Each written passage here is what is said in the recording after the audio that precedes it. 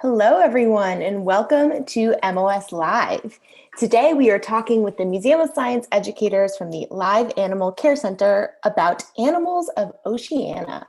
My name is Sarah. My pronouns are she and her, and I'll be keeping an eye out for all of your questions today. Thank you to everyone who's tuning in on Facebook or YouTube, but please know that we're not able to share your comments with our educators from those platforms. For everyone here on Zoom, you can press the Q&A button at the bottom of your screen to ask any questions or predictions you may have. Don't forget to include your name and age if you would like a shout out. If you would like to see captions, you can click on the closed captions button at the bottom of your screen and select show captions. So now I would like to invite my first museum educator and animal friend to introduce themselves, and we will get started. Hello, everyone. My name is Corey, and I'm the invertebrate keeper here at the museum. And doing the show with me today is Liz, who is the assistant curator of the Live Animal Center. So today we are going to be looking at animals from Oceania. So what does that mean? So that is a geographical region on our planet that includes Australia, Micronesia, Polynesia, and Malaysia. So we're going to kind of be looking at those areas and talking about those animals. So our first animal that we're going to bring out is, I'm going to have Liz turn on our cam, is a thorny devil walking stick. So these guys can be found on the Solomon Islands in New Guinea. So kind of a smaller location. They're really not widespread. These guys are herbivores. So they eat leaves and plant material. Here at the museum, they get bramble, which is a type of blackberry bush. In the wild, they would be eating guava and other plants like that. So as I said, these guys are herbivores. So you may be looking and making some great observations that she is covered in spines. And that is to look big and scary.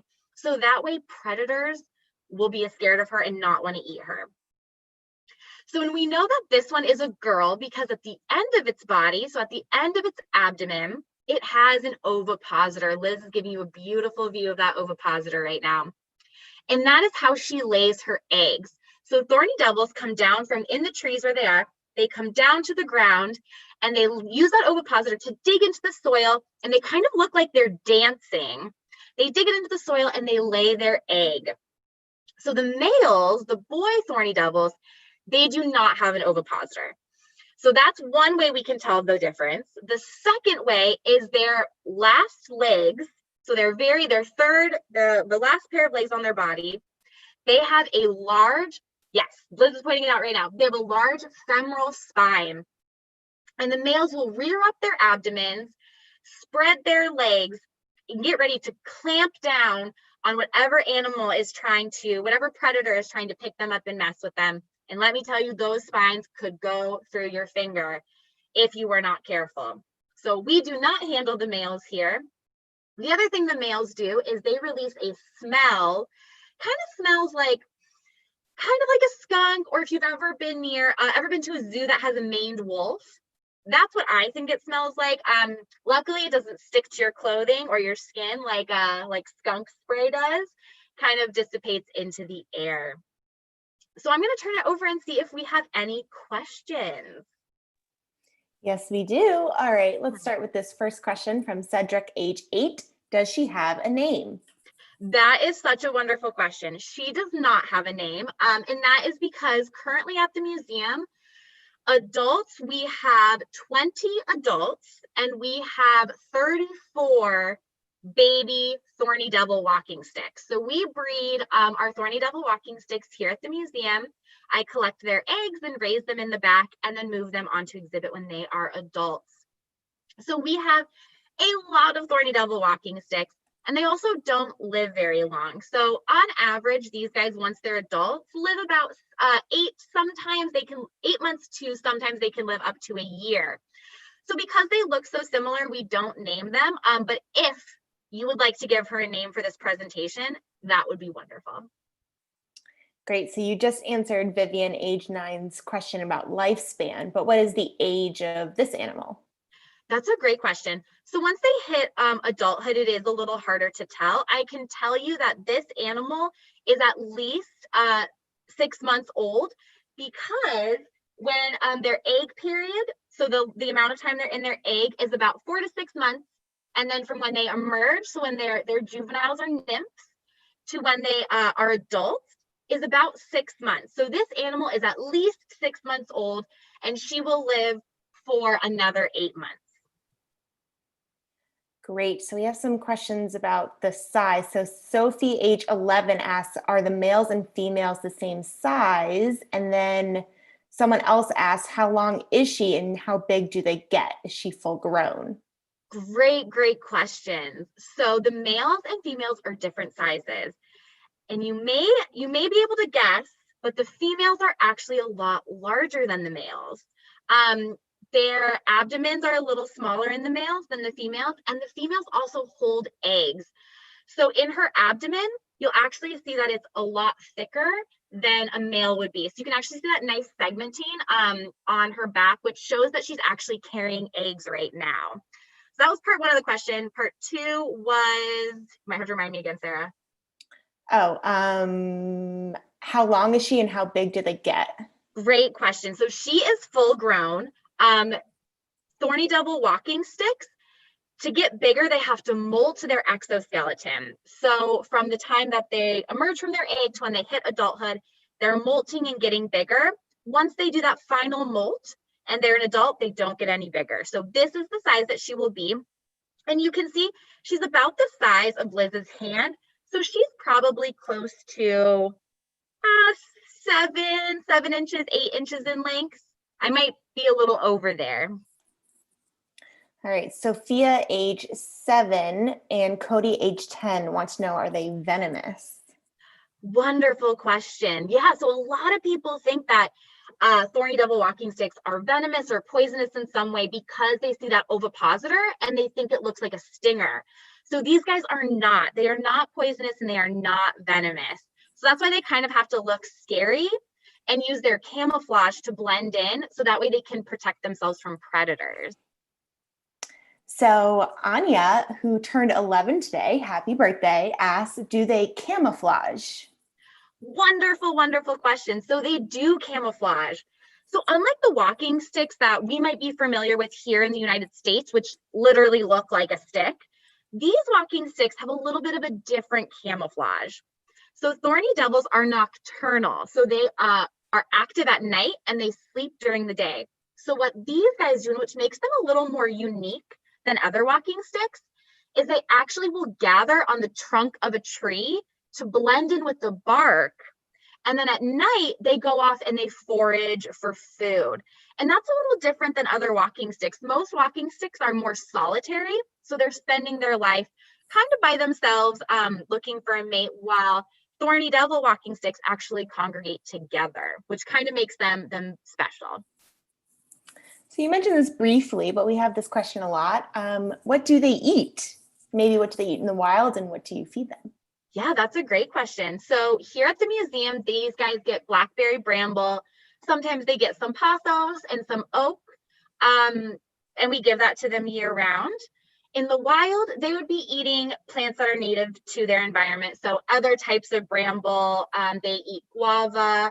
They kind of eat an array of things. It just depends on the location that they're in.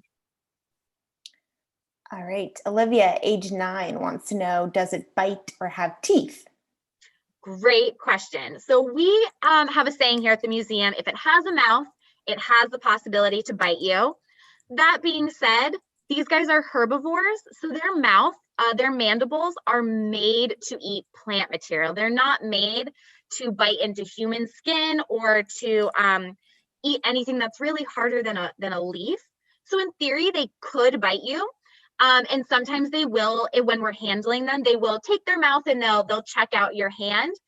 But I've never seen anyone be bitten by a thorny devil, but we always say, if it has a mouth, it could possibly bite you. All right, so someone is saying that they studied walking sticks when they were in kindergarten and they think Skip should be her name. But now we are going to ask our last question for this animal. And that is going to be from Rosa Alex, age 11. Can they, oh wait, I lost the question. How fast can they run, or do they run? That is such a good question. So first, I love the name Skippy. It sounds great. It's so cool that you studied walking sticks because they're such fascinating animals.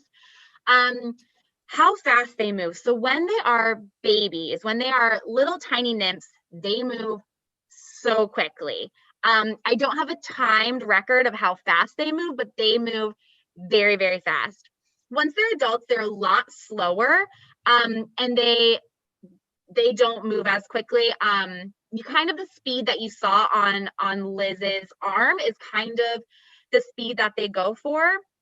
They don't really go faster than that, because again, they want to use their defenses of camouflage, looking scary, that they don't really need to move as quickly. But that was a wonderful question. Awesome. All right. Well, I am going to put up some more information about this animal while we get our next animal ready. So if you would like to screenshot this, take a picture, whatever you like, this is more information about our Thorny Devil walking stick. You can find the location, lifespan, what it eats, and some fun facts.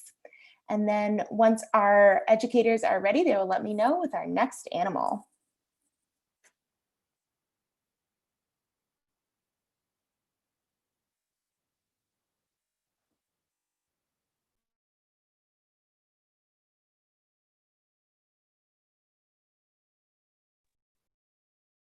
Well, it's probably going to take Corey another moment to get our next animal, so I'll give a bit of a preview. This animal is going to be a reptile.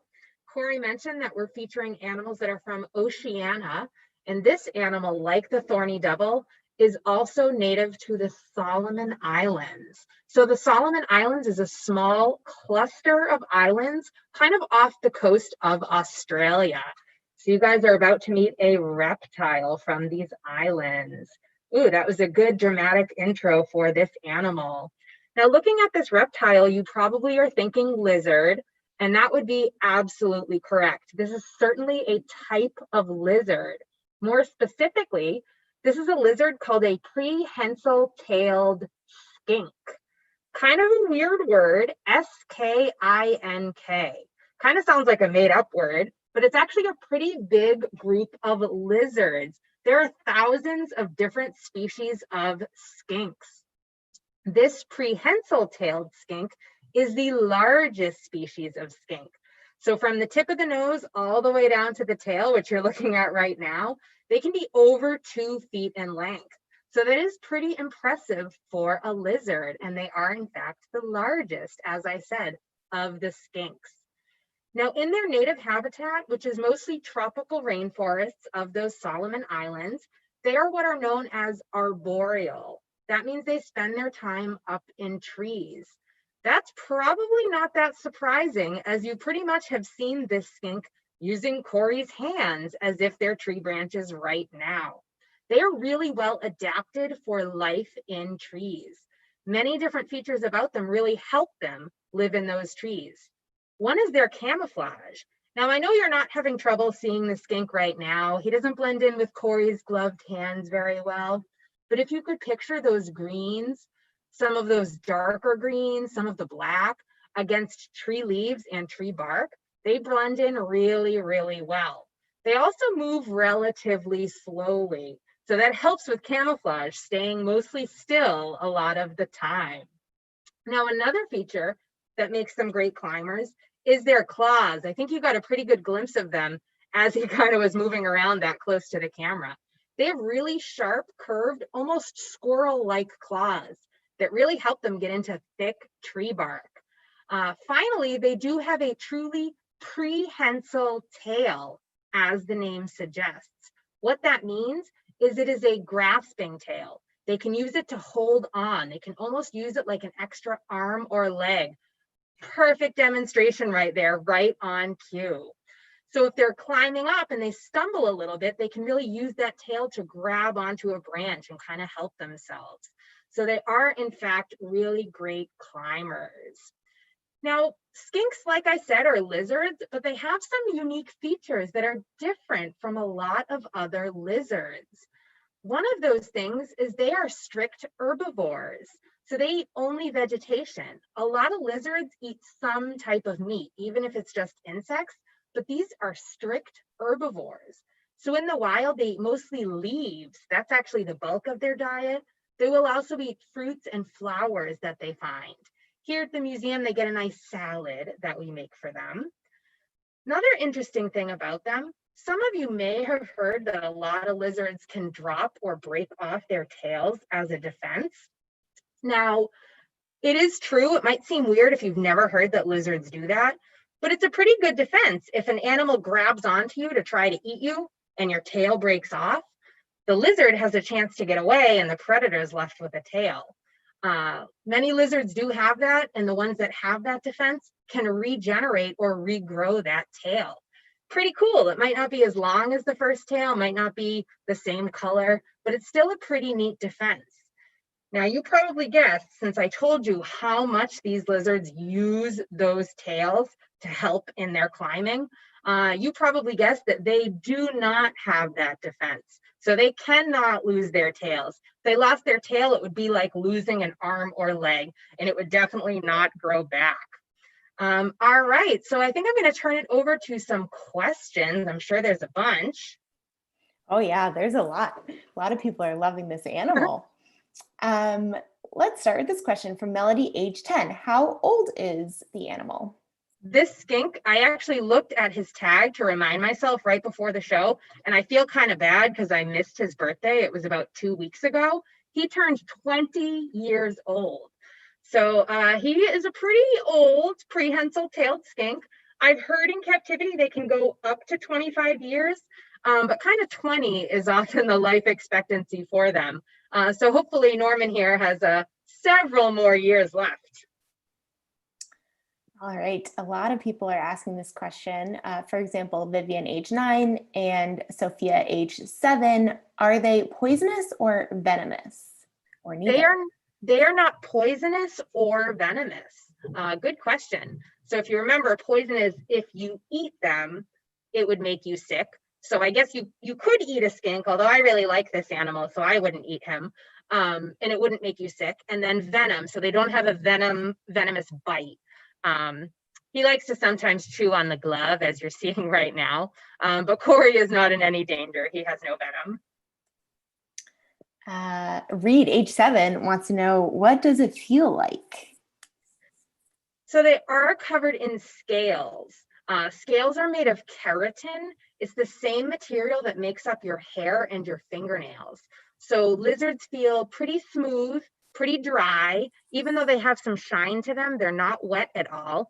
Corey is mainly wearing gloves just since those claws are so sharp. They actually do can rip your skin even if they're not meaning to, just as they're moving around. So yeah, they kind of feel like just smooth fingernails. Sometimes I've heard people compare it to like a basketball. That's a pretty good description. We've gotten this question a couple times, but I'll use Sean, age 11. Are snakes and lizards related?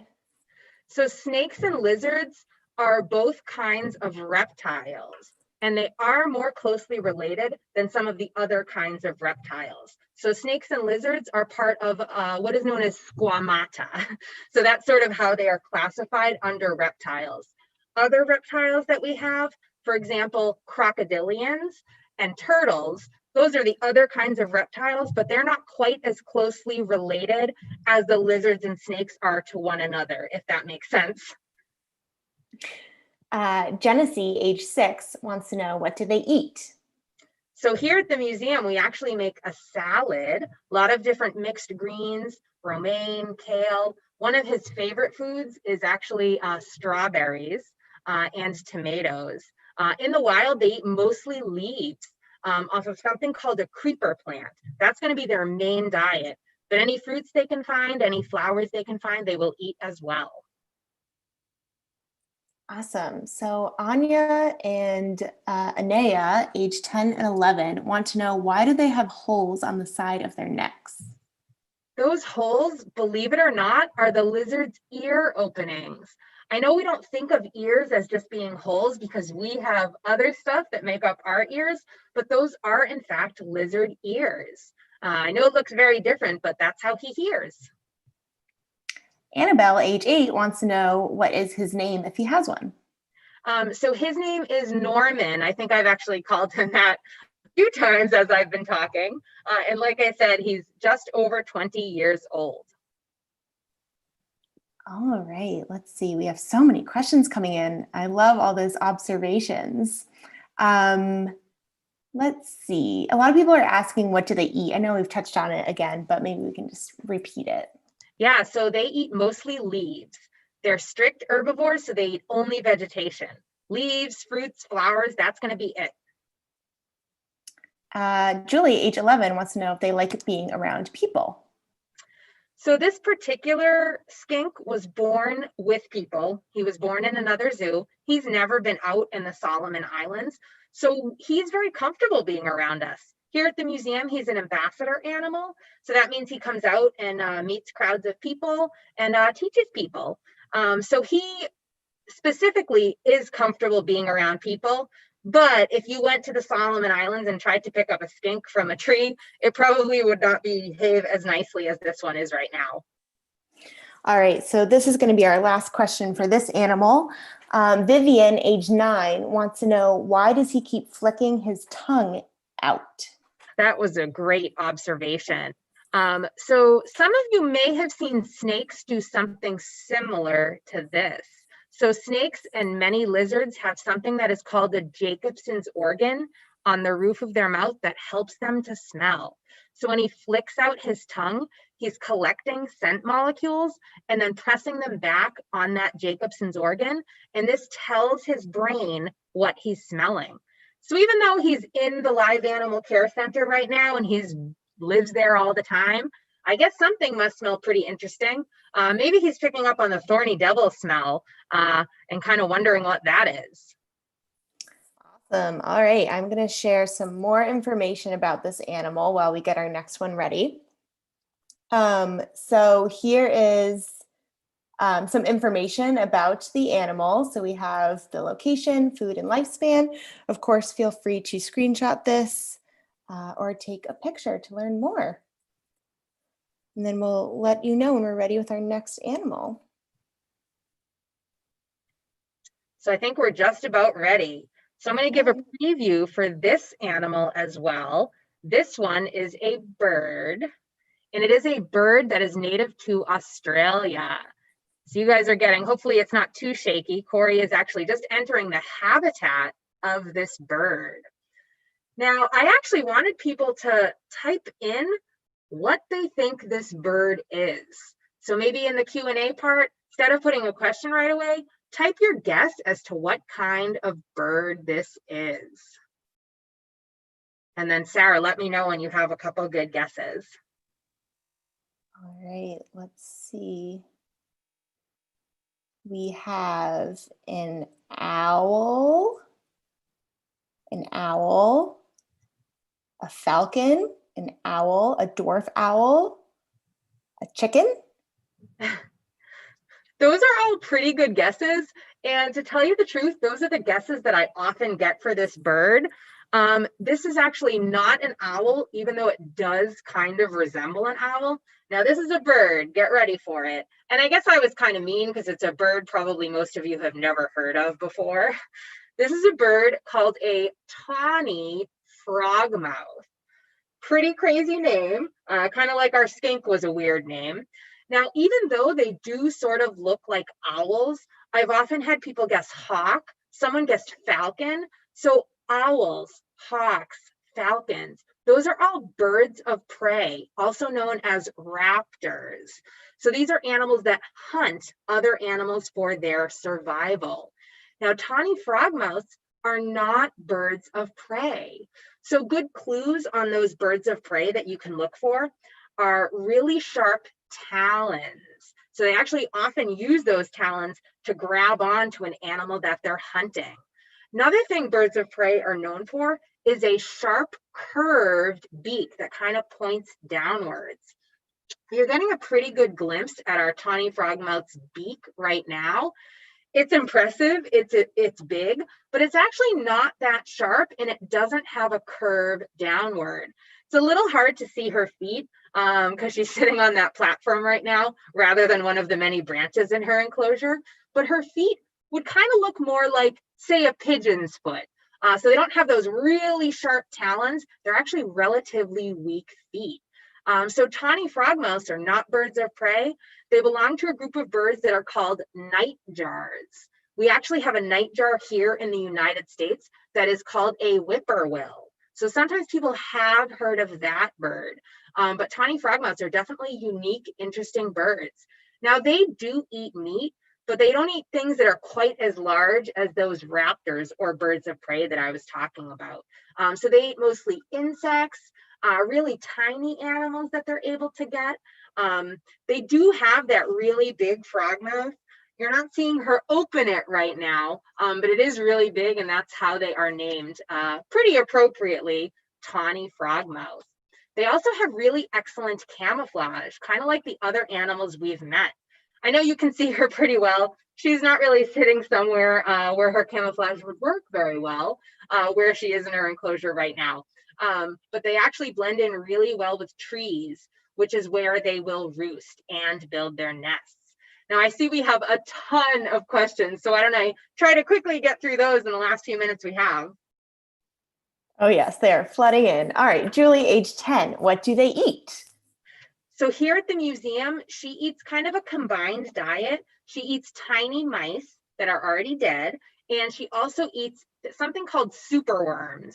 So I bet you can kind of picture what a superworm looks like. It's a really big worm. So those are her favorites. She also likes crickets. In the wild, actually, people often tend to like them because they eat a lot of pest insects.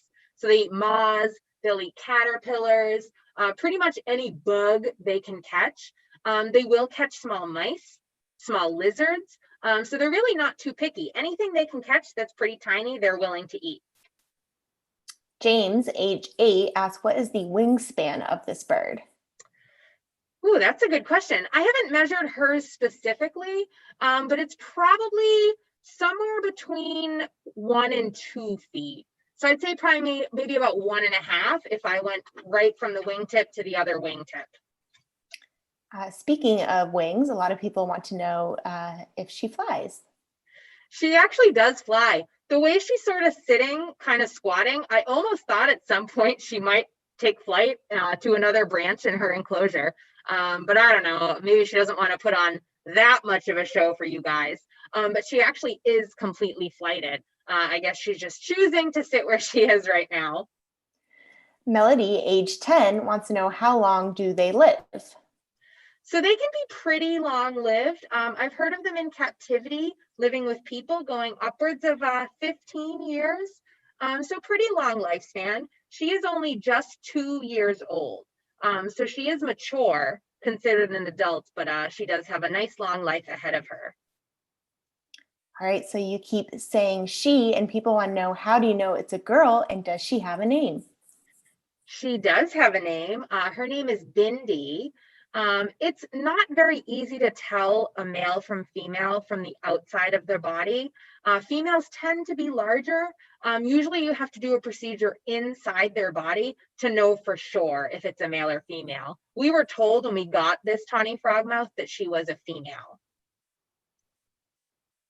All right, and our last question, because I think this is interesting. Why is she always staring at us?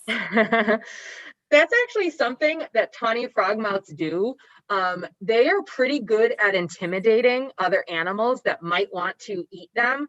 They have this really, I don't know, kind of creepy way of staring. So honestly, I think she's just kind of sharing one of her good defenses right now, because they do have that really creepy stare. All right, well, we are out of time. It is right at 1:30, and we have so many unanswered questions. But thank you so much. Everyone virtually wave goodbye to our animals and our educators. And I want to thank all of you for tuning in and being amazing scientists today. Like I said, we had so many questions that were unanswered.